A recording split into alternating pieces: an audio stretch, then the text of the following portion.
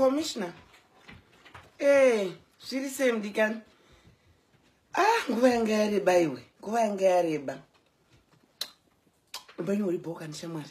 Ko ndakanzwa kuti makavharira ningi uyodo king yachi. Kwangadi. Itayabude kana. Itayabude. Ureza Association of Zimbabwe yato panzara. Poklo ari kuchema. Poklo is crying. Nayaki ari kubongomora mhere. But anyway, tinenge takuzotarisa kuti ndokupa upi replacement unokuziya inini queen of entertainment makuwa ndina ari fresh. Ndandichifunga kufunga kwangu inini. Tika replace king yachi adzoke. Toisa akaka kekurwara. Kapedza nemukondombera karambiwa chero aguma yakaramba. Kwakwazoinzwe latest.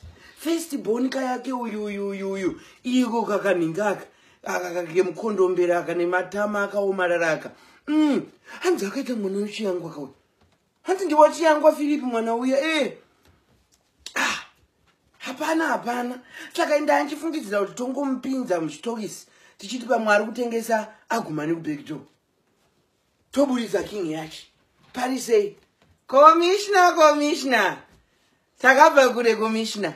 Do this one favor for me, commissioner. Release king yachi. King yachi ngabude. Aiwe unokuziya one. When the queen calls, you answer. Saka ngakapinde mstoki saka. Kutoonererwa. Ini ndichiziyana ndine malinks. Apari bosha mwari. Saka iweweka unongoziya kuti anytime is tea time. Kana ungori mu area call me kana uri mu area. Alright, thanks. Commissioner.